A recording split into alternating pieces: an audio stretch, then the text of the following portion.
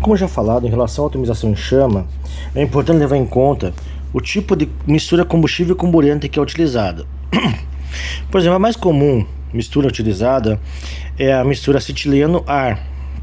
Ar convencional, que basicamente é o composto de 71% de nitrogênio e oxigênio. Também é possível fazer o oxigênio puro, tá?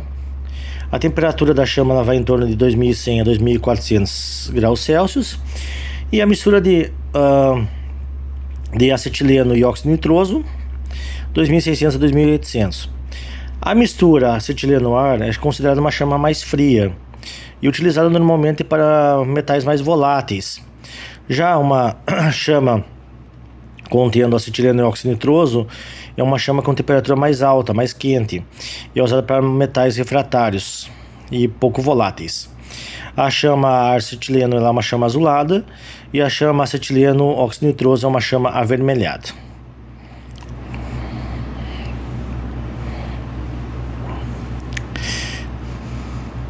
Então é possível levar em conta uma temperatura então de chama acima de 2000 graus Celsius.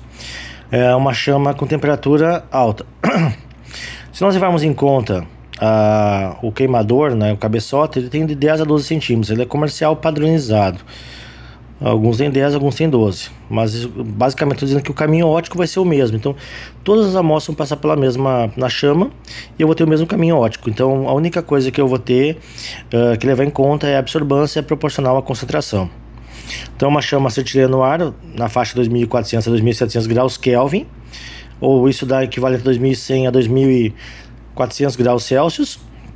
Acetileno óxido nitroso entre 2600 a 2800 graus Celsius. Acetileno e oxigênio é uma chama com maior temperatura, na casa de 3000 a 3100 graus Celsius.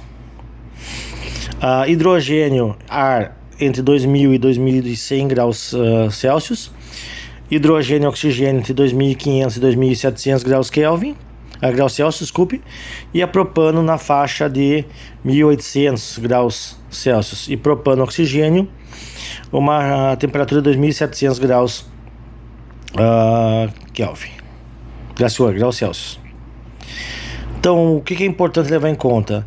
Eu preciso no mínimo 0,5 a 1 ml de amostra. Isso é uma amostra, uma quantidade significativamente não tão baixa, então preciso de uma amostra em grande quantidade.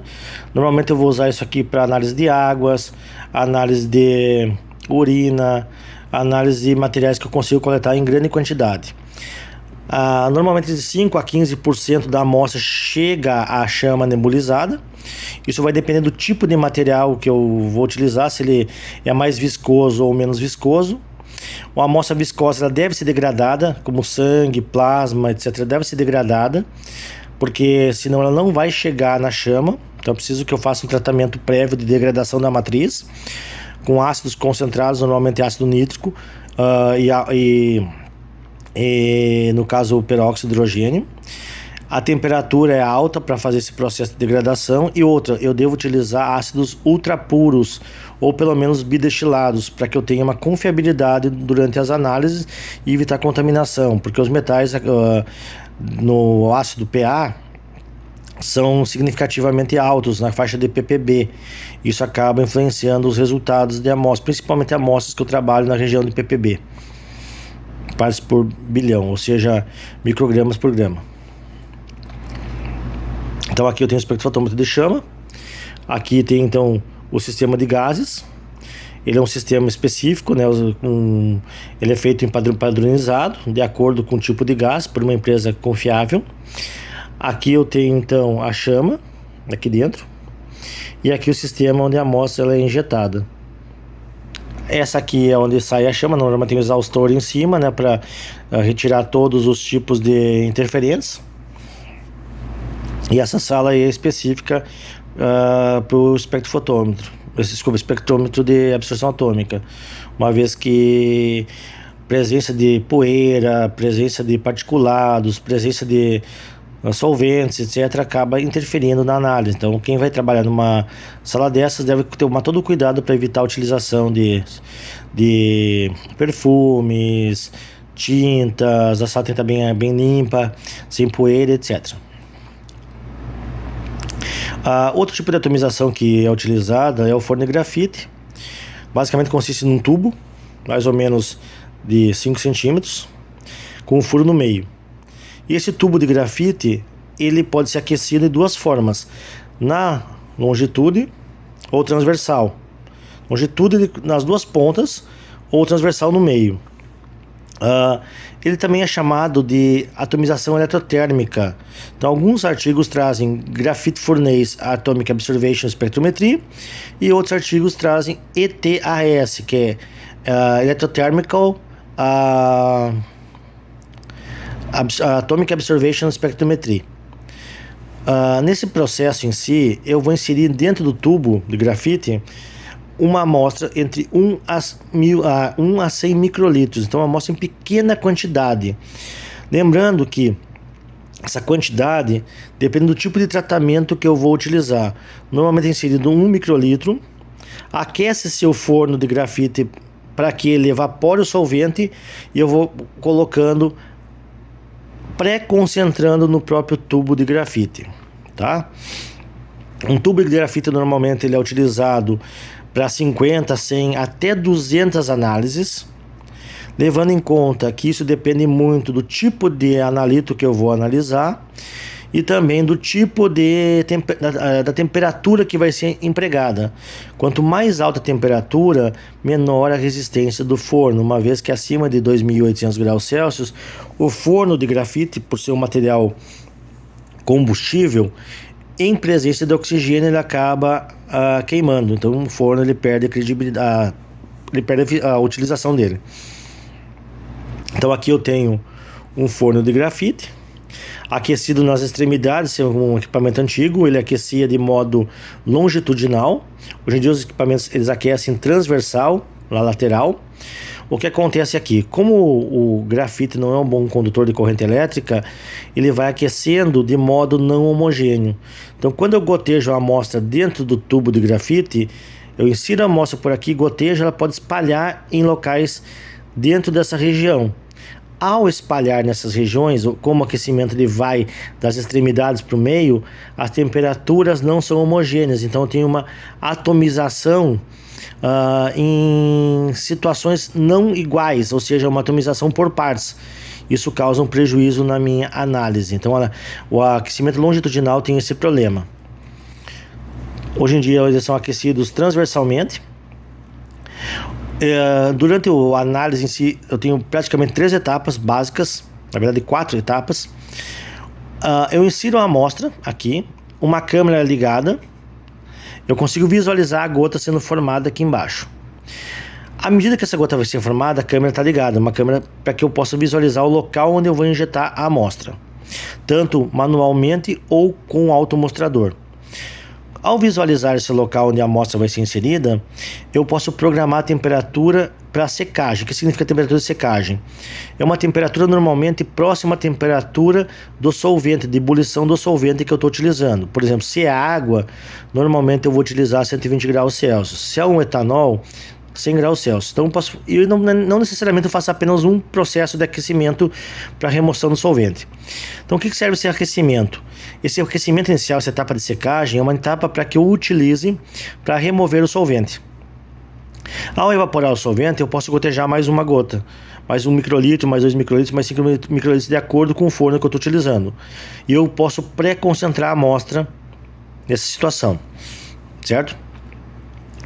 Após evaporar o solvente, a segunda etapa é chamada de etapa de degradação da amostra, ou etapa de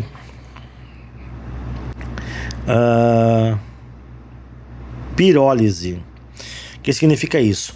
É uma temperatura alta, normalmente 600, 800 até 1000 graus Celsius, para que essa temperatura seja utilizada para degradar toda a matéria orgânica presente na matriz. Então toda a matéria orgânica nessa temperatura ela acaba sendo degradada e aí eu elimino a matriz. E por fim eu tenho a etapa de atomização, que é a temperatura onde aquele analito que está absorvido no forno de grafite, ele é evaporado, vai no meio do forno o vapor dele, a lâmpada é ligada nesse momento e eu faço uma absorbância. Essa absorbância ela é feita dando um gráfico onde eu tenho uma amostra, uma análise discreta. Que significa isso? Enquanto tiver analito, ele vai dar um sinal. E a integração da área desse pico, desse sinal, ela é proporcional então à absorbância. Outra coisa importante, eu posso adicionar amostras sólidas também nesse forno de grafite, tá? E por fim, a etapa de limpeza. Normalmente a etapa de limpeza eu utilizo até 100 graus Celsius ou até 150, dependendo da temperatura. Lembrando que o limite é 3000 por alguns segundos, para que todos os analitos sejam retirados do forno de grafite. Outras situações que acontecem: o forno de grafite em si, ele é um forno que ele tem microporos, né? Porque o grafite ele é microporoso. Em algumas análises eu posso utilizar ele para facilitar a amostra ficar mais tempo, o analito ficar mais tempo impregnado no forno. Então tem analitos que eu posso utilizar o forno de grafite convencional. Em alguns casos, esse microporo causa erros durante a etapa de atomização, porque o analito vai ficar impregnado no forno. Então nessa situação eu devo utilizar um forno de grafite pirolítico. O que significa isso? É um forno de grafite onde ele é, digamos, meio que vedado com grafite. Ele passa por um processo onde os poros são revestidos por grafite. Então é pirolizado, ele é aquecido para que esses poros sejam fechados, certo? E outra situação que eu posso ter aqui dentro é uma plataforma metálica chamada plataforma de Lavove, que serve para otimizar o processo de atomização e também equilibrar e manter a temperatura constante aqui dentro, mas você já vai ver daqui a pouquinho. Então a amostra é inserida. No momento que eu vou inserindo a amostra, tem uma câmera ligada e eu consigo visualizar a queda da gota. A gota não deve espalhar muito pelo forno, uma vez que isso causa problemas durante a atomização. Então tem que ter uma distância ideal para que eu consiga injetar a amostra. Tem que ter uma prática muito boa para isso, ou usar um automostrador, tá? O problema é que se o automostrador bate no bico de entrada, no buraco de abertura de entrada do forno e desregula, eu devo iniciar o processo do zero. Então é uma coisa que exige um certo cuidado do analista. Então o tubo de grafite ele é rodeado por uma camisa, no caso um local de aquecimento. Essa camisa tem a água circulando dentro dela para arrefecimento. Ali dentro do forno de grafite, durante a etapa de secagem e a pirólise, é ligado um gás de arraste utilizado para diminuir a temperatura de secagem e pirólise. Então o argônio ele passa das extremidades para o meio e vai ajudando a eliminar a matriz e o solvente. E durante a etapa de atomização, esse gás ele acaba não sendo utilizado, uma vez que o objetivo é que seja analisado o analito na forma gasosa, e esse gás auxiliar, no caso o argônio, ele não é acionado nesse período, nesse processo.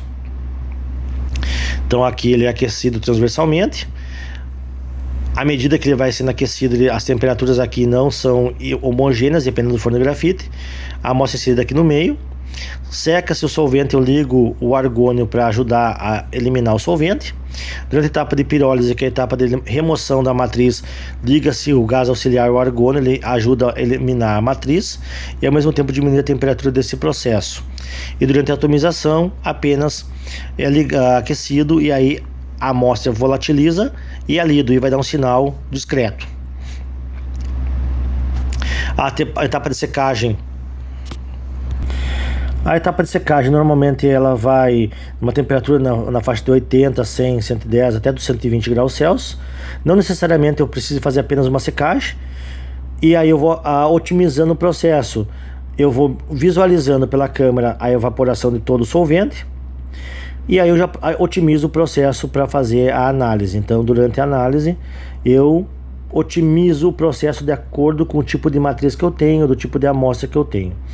As temperaturas de pirólise, como eu falei, vão na faixa de 300 a 1200 graus Celsius. Quanto mais complexa for a matriz orgânica, mais difícil degradá-la. E a atomização na faixa de 1800 até 3000 graus Celsius. Lembrando que 3000 graus Celsius deve ser evitado. Então Então, durante o processo de preparação da amostra, existem várias formas de eu modificar a matriz e fazer com que essa temperatura de análise seja diminuída. Então, o objetivo é, quanto menor a temperatura de atomização e menor a temperatura de pirólise, mais eficiente vai ser o meu processo de análise em forno de grafite. Como eu citei agora, existe forno de grafite que tem uma plataforma chamada plataforma de Lavov. Essa plataforma é no meio do forno, onde a amostra cai. Quando ela vai aquecendo por ser um metal, ele aquece homogeneamente, e aí eu tenho uma evaporação, uma atomização instantânea em todos os locais com a mesma temperatura, e eu tenho uma melhor precisão das análises. Mas como eu disse, existem situações que você pode utilizar o forno e vai ser melhor o forno no convencional. Em alguns casos você vai usar o forno pirolítico, e em boa parte dos casos você vai usar a plataforma de Lavov, que você pode utilizar modificantes químicos que ajudam e auxiliam tanto na eliminação da matriz como na volatilização do analito.